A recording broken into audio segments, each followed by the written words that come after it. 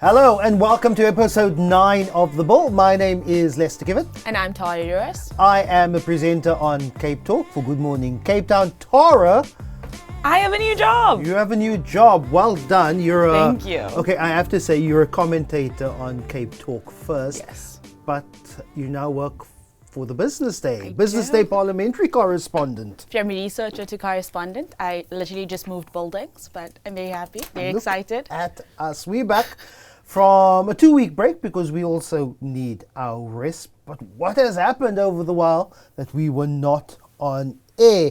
What happened was the DA threatened to leave the GNU again. And let me check my notes. They didn't again. Yep. You know, the DA. I fear, in the words of Taylor Swift, I think I've seen this film before and I didn't like the ending. Okay, let's keep that the limit of our Taylor Swift references. Also, what happened? Floyd Shivambu started consultations for a new political party, which means Floyd Shivambu will start a new political party. You know, and the ballot got even longer, and to my own detriment, I'm just not excited. But that's the problem with these career politicians, is that they have no transferable skills, and so they can only stay in politics, and their only other option is to start another political party that South Africans unfortunately don't want. And then, a cat only has 9 lives, not 10. For the second time in South African history, we will have post-democratic history. We will have a state funeral. State funerals reserved for presidents and deputy presidents. And I'm of course talking about the passing of the former deputy president, David Didi Mabuza. You know, I think the passing was extremely sad. Many people didn't know that he was the deputy president, which I think was even sadder. But he served a very pivotal role in South African history. I mean, he changed the course of South African politics. I think in Nkosazana Dlamini-Zuma, I don't think she'll be at the funeral. She's still mourning Nasdaq 17, so. Okay, so that leads me to ask, David Mabuza has been accused of some very, very serious things. And yes, I've read through the tweets. There was a tweet that asked people of Mpumalanga, what has David Mabuza done? And there were what I read to be very sincere tweets of his very much community consciousness, but at the same time, allegations of impropriety and criminality, which leads me to think, does one act of switching sides at the very last moment at Nasrec to fall under a slate of Cyril Ramaphosa and not to back Nkosazana Dlamini-Zuma slate at the ANC's elective conference, does that make you a great person? No, I wouldn't inherently say that he's a great person. I remember when David Mabuza resigned as deputy president, the Sunday Times front page was David Mabuza, and it said the most remarkable thing he did as deputy president is resign. Because a lot of people don't remember his tenure. I do think that his accomplishments were largely underwhelming. May he rest in peace. But in Nkosazana Dlamini-Zuma, I think when you look at Nasdaq 17 specifically, it's probably one of the most talked about ANC conferences ever. That and like 2009 in Polokwane. But when you look at Nasdaq 17, Nkosazana Dlamini-Zuma was never going to win because she never had the backing of the ANC Women's League.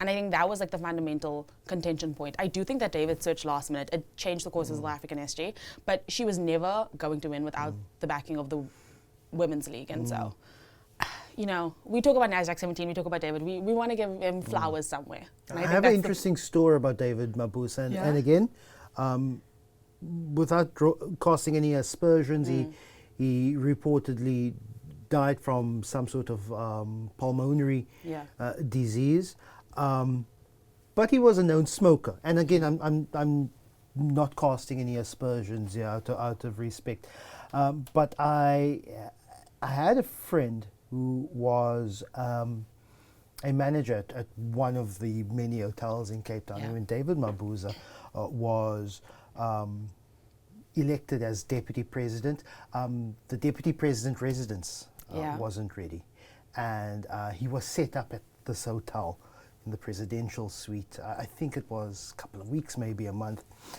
And as you know, hotels are largely non-smoking places, and the friend who managed this hotel said they informed government, the state, there is a a fine, a cleaning fee, Cleaning fee. For every day that someone smokes in their room. The state paid it up front. Many politicians do smoke. Which I understand, because the argument was, do you expect the deputy president of the country to go downstairs? Yes. I mean, I walked into the Marx building yesterday, and a prominent national spokesperson for a political party who is well into his 50s was hitting his vape. So, you know, they come in all shapes, sizes, and colors. Okay, so a lot has happened by the time that we were away. Most recently, is the bombshell press conference of KZN Police Commissioner Lieutenant General Nhlanhla Mkhwanazi, who made allegations that Police Minister Senzo Mchunu undermined investigations into political killings and organized crime. He drew links between the disbanding of the task team to investigate political murders and connections between comrades of Senzo Mchunu and connections to dodgy figures in South Africa's criminal underworld. Essentially what Nhlanhla Mkhwanazi says, we have politicians who are in cahoots with gangsters. I mean, I sat on my couch watching that press conference and I was shocked, but I wasn't surprised. I think, and this is a large conversation we have in politics often, is that we all know politics is a dirty game. And unfortunately, these allegations coming to light, I don't think that it's anything unusual that we haven't had before. I mean, like just last year, the deputy president's armed bodyguards beat up people on the road. Like there's many instances in which that there are strong ties between the illicit drug world, looking at organized crime. When we look at the degradation currently that is going on within SAPS, and you look at how that is filtering into the national executive, I don't think that this is going to go anywhere. And I know that's a strong claim. I think a lot of people are very invigorated. And I had this conversation with a friend, and he was like, but no, you know, this time is different, and the country is outraged, and how can you have a general get on national TV and say that the Minister of Police is involved in drug trafficking? It's going nowhere. Like, we're going to set up a commission of inquiry. I mean, at most, we'll get a reshuffle. But I don't think that the president will remove the Minister of Police, because right now, when you look at the broader geopolitical tensions within the GNU, the DA is calling already for the Minister of Higher Education and Human Settlements and the Deputy Minister of Water and Sanitation to be gone. And if the president moves on the Minister of Police, he'll have to move on the others. And we're looking at this like broader chess game that is going on. So it's going nowhere. Of course, allegations must be tested. Yeah. But we don't have a general culture in South African politics that, unlike other countries, more mature democracies, that even at the mere inference of some impropriety, a minister or a cabinet secretary steps aside to protect the dignity of that office. We simply don't have that. I can think, well, Nosiviwe Mapisa-Nqakula resigned as Speaker of the National Assembly after much pressure, and then criminal charges were laid against her. But I can only think of Nhlanhla Nene. Yeah. The former Minister of Finance. The allegations weren't even based on him. The allegations were based on an allegation that his son was involved in some sort of government-connected impropriety. And Nhlanhla Nene then said, well, because it's my son, in order to protect the dignity of the office of the Minister of Finance, I am stepping aside. So well done on the late Nhlanhla Nene, but generally we don't have a culture of stepping aside. And it starts from the top down. The president himself had said before he got into office that if he ever had to be implicated in anything that would cast aspersions on the office of the presidency, he would step aside. And then Phala came, Phala went, and he never stepped aside. I mean, we still haven't really gotten the full story in regards to what had happened with Phala, and we'll never know the full truth. And we don't have that culture because, I mean, in South African politics, people die in office. And that's the thing, is that we look at these elderly politicians who have been around since the first administration. And this is not me being ageist. I know that there's a big call to say, you know, retirement age in this country is 60, and that's when you should knock the door in South African politics. I don't inherently think that's true. But we see almost this clawing to hold onto your positions of power for your own self-interest rather than the greater good of the office or for the country. And so I don't think that the minister will step aside. I don't think that anything will largely come of this. Whether or not the allegations would be true or not, I mean, everyone is innocent until proven guilty. That is under the eyes of the law in South Africa. I don't think we'll ever get the full story. On the optics of last Sunday's press conference, Nhlanhla Mkhwanazi, KZN Police Commissioner, yes, he was an active member of the South African Police and the South African Task Force. The argument was that you earned the right to wear a uniform, and I could appreciate that. But the optics of a general stepping onto a stage and a platform surrounded by balaclavaed task force members with rifles left me uncomfortable. Wouldn't be the first time. Wasn't recently we had a chaplain in the South African Defence Force also making a publicized political statement. And that is worrying when someone in a uniform takes a platform and speaks on behalf of the South African people.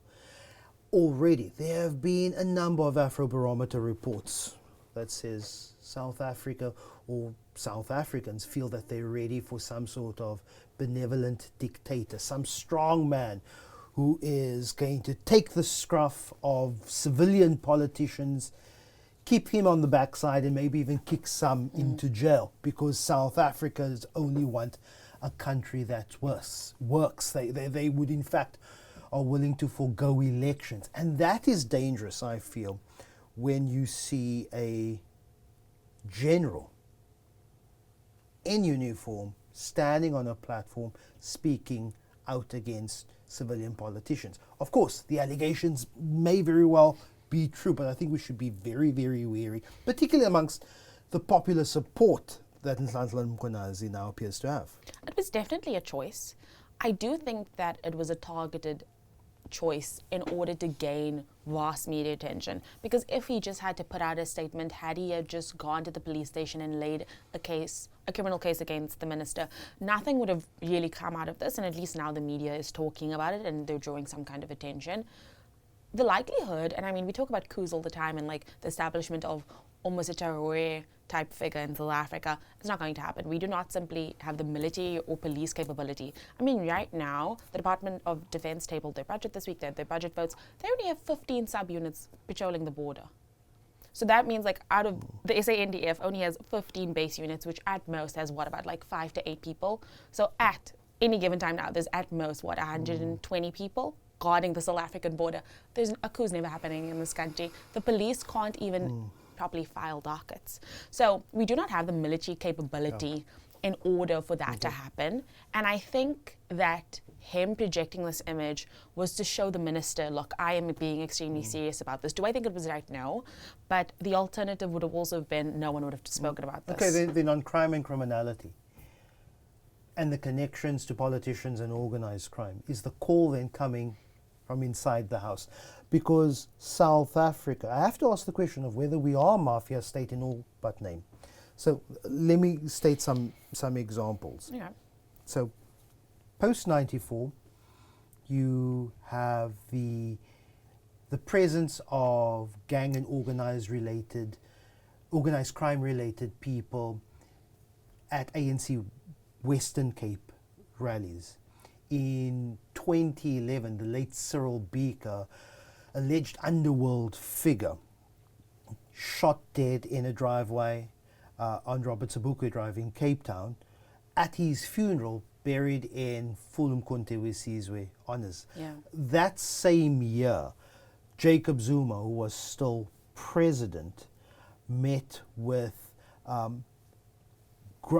gang and crime figures of Cape Town at Grooteskier. That was reported by Amo Bongani. Characters like Quentin Marinus, Sani American at Grooteskier. So there's examples post 94. It doesn't end there. It starts before that. We look at figures like the late mafioso Vito Palazzolo, relocating to Cape Town, South Africa, finding residence here in the 1980s. He's had to do so with some sort of someone's tacit agreement. Well documented that one of the strategies of an apartheid government was to flood Cape Town and the Cape Flats with mandraks, using gangs and organized crime. So, that said, there seems to be a very, very strong link between organized criminal figures and government in South Africa, whether post-1994 democratic government or even before then, still an apartheid era state. I do think that there are strong links between underground organized crime and the government. I wouldn't go as far to say we are a mafia state. I do think that ultimately, and I mean, I would almost draw comparisons in the way in which organized crime has infiltrated the government to the way in which prominent South African businessmen have infiltrated the government. The way in which they work together hand in hand. And I mean, this happens in every level of government, even when we look at the city. When we look at the city's ties to certain political figures in the city and their ties to the taxi bosses. I mean, just 2 years ago, we had that vast taxi strike where the taxis had cut off all the highways. Like, you cannot be in government and not have ties. The underworld and the deep state are terms that I don't like to use because I think that it almost triggers conspiracy theories. But for lack of a better term, you cannot be in government and be in positions of political power without having ties to those sectors. And there is an opaque overlap between legitimate business and illicit business in South Africa. Maybe the same goes for the state. So what happens now? There were suggestions of a judicial commission of inquiry into this. Many have said another judicial commission of inquiry, how many years it's going to take.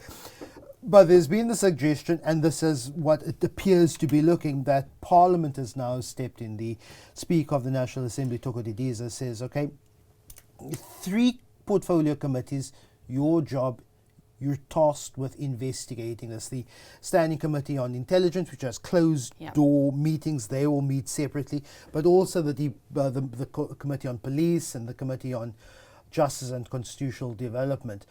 There could be a parliamentary inquiry, which would have similar powers to the Judicial Commission of Inquiry. We look at the ESCOM inquiry of 2015, a very, very powerful parliamentary committee with the power of subpoena. It's already capacitated with lawyers, and they could hire then an external evidence leader. But Parliament deciding, let us investigate this internally for now. What I think was really interesting was that various motions had come before the Speaker. She had vetoed a motion to debate this in Parliament and said let it go to committee first, which I do think was the right decision. When we look at how these committees are going to have to work in tandem, the General will have to come before Parliament and account and bring all verified information and documents so that Parliament themselves can investigate. I do think that this is the best way forward, because when you look at a Presidential Commission of Inquiry, I don't think that it would have had the same level of impact given how fractured Parliament is now. The executive is still largely controlled by the ANC, and looking at how the ANC has power over the judiciary and the executive branch of government, whereas I think with Parliament, the power dynamics aren't as set in stone. I do think that we will get a scathing report. Whether or not South Africans will read the report is something else that needs to be seen. But I don't think at most we will get a reshuffle. I don't think the minister is going to be recalled. Could there be conflict between portfolio committees? The Police Portfolio Committee is chairperson from the DA. ANC MP is a chairperson of the Justice and Constitutional Development. Same with the Standing Committee on Intelligence. On the very fractured nature of in the relationship of the DA and the ANC, do you think that could become some form of stumbling block? No, I don't. The Peace and Security Cluster had a briefing last Monday, and when you look at the dynamics between the 2 portfolio committee chairs, I think that they work really well together. And party politics dynamics are extremely different in Parliament than they are at a government level in the executive. And so I think while the ANC still has control over Parliament, the ANC MPs in Parliament are more likely, I don't want to say do the right thing, but they're more likely to do the right thing and look at this very broadly and not hold the minister's position in mind when making their recommendations. Okay, so that's been the political talk of the last week. Let's go into the parliamentary talk, but the parliamentary talk and how it affects the GNU, or how the GNU affects departmental budget speeches. And as we said, the Democratic Alliance threatened to leave a 48-hour notice period, and then they had a press conference. I was on my way to the rugby, and I was watching it on my phone, and I turned to my spouse, why did I even bother? Because the DA, again, did not leave, but what the DA said, well, you know what?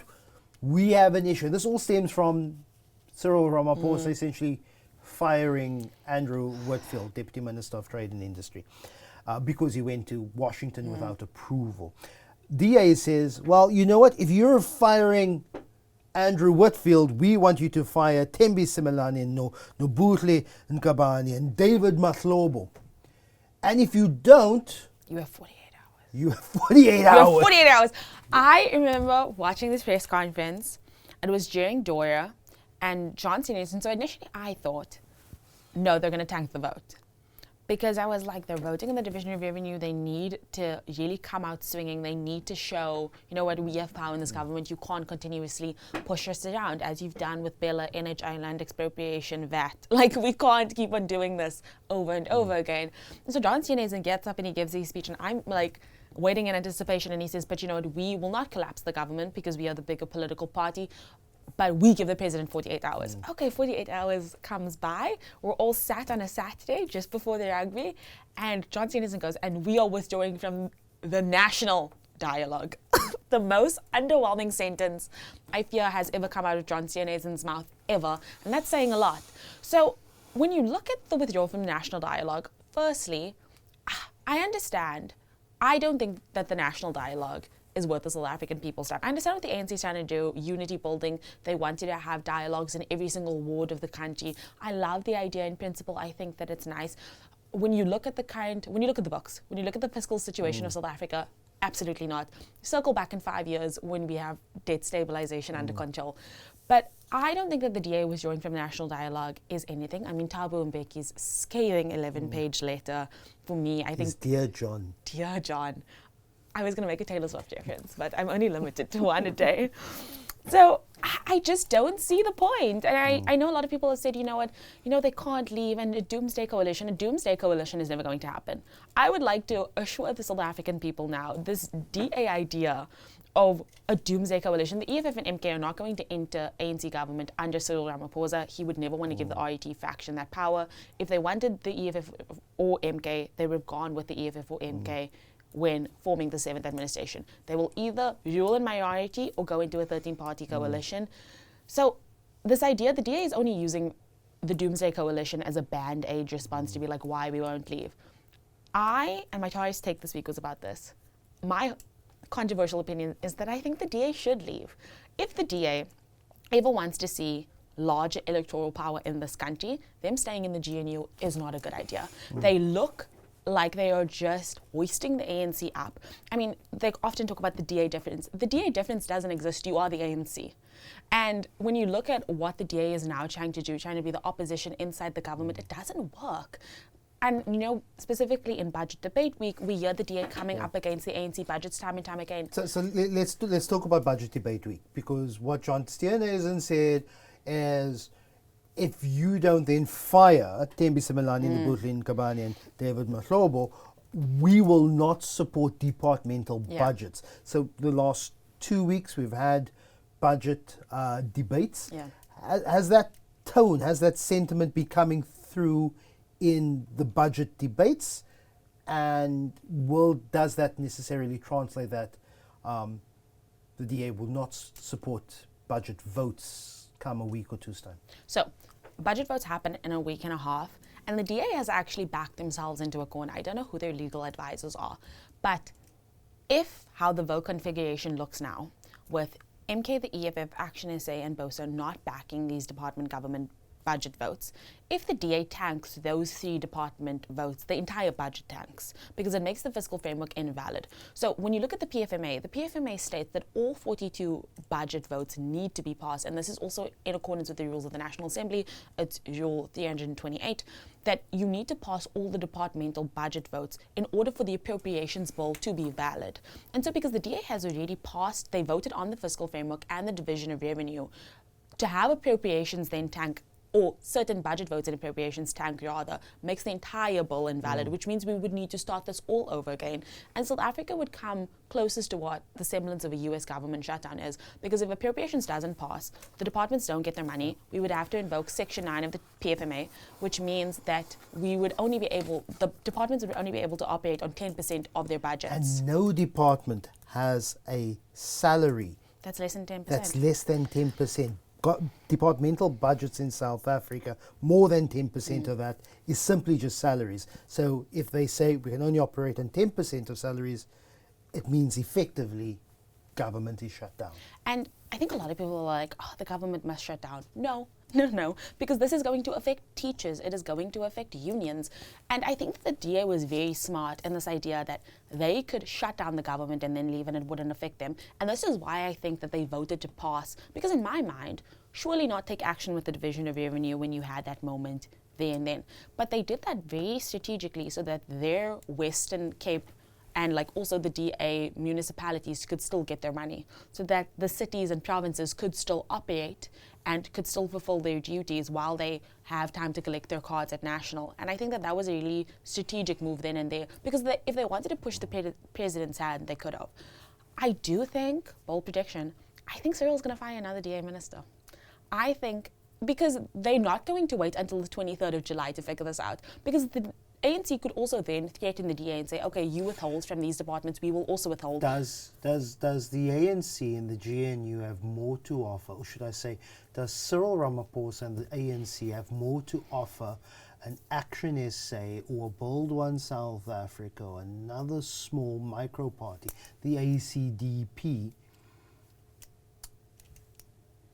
to counter what the Democratic Alliance's threats are? I think that the only way that those small political parties vote to pass these budget votes is if they enter government. I think specifically with Action SA, I think Herman Mashaba has been scorned once by the ANC. When you look at Fiscal Framework 2.0, he's not going to take his chances again. If he is going to switch his votes now, he needs to be a minister in office. And that is the only way in which that they will pass these budget votes. So the DA really, I think that they've played their cards extremely wrong. No one in their right mind can issue the president an ultimatum. And this is not because I think that Cyril Ramaphosa or the presidency at all is above reproach, but you cannot, as a cabinet minister in the government, then go, actually, Mr. President, I'm giving you an ultimatum. That's not how it works. You cannot force someone to do something by threatening them. That, especially when you are the underdog in that situation. Had the DA walked out of the GNU, had they withheld their votes from Doria, then we could have really been talking. But right now, it's underwhelming. Okay, so we end the show off with Tara's hot take. What's Tara's hot take this week? My hot take of the week: stop using metaphors in government speeches. I have sat through countless budget speeches this week, and I can't hear one more time about Nelson Mandela, about the baobab tree, about the Protea flower. I'm done. Stop with the metaphors. And this epiphany occurred to me when I was sitting through, it was Justice and Constitutional Development, and Ashley Souls from the PA had said, justice, just ice in the whiskey glass of the deep state. I was like, no, wrap it up, I'm done here, stop. I think that it should be legal for politicians to try and make their speeches poetic. Come, give us the facts, and then go home. Save the poetry for Sona. Save it for a state funeral. Just not in Parliament. Budget speech. I miss I think it started with Trevor Manuel. Oh, and favorite. Then Trevor, and then Pravin, and then I think in my mind, I think I definitely remember Trevor Manuel bringing some sort of plant to budget speech. But when you are the Minister of Finance and you are delivering the budget, that is appropriate. But when you are an MP and it's already 6:30 and we've been here since 8 o'clock and I've sat through maybe 40 other speeches, I don't want to hear about the baobab tree. Stop. We need to stop talking. So many MPs have referenced that. And it's just like in various speeches, I heard it in water, I heard it in defense, I heard it in education, I heard it in justice and constitutional development. Leave the baobab tree alone. We leave the baobab tree just there. Thanks so much for joining us again. Thank you, Tara. Catch us again next week for another episode of The Bull. If you have any questions relating to Parliament process, politics, who's Tara dating at the moment, drop us a comment below, and we'll be in touch with you in future episodes. Have a good one. Bye-bye. Bye.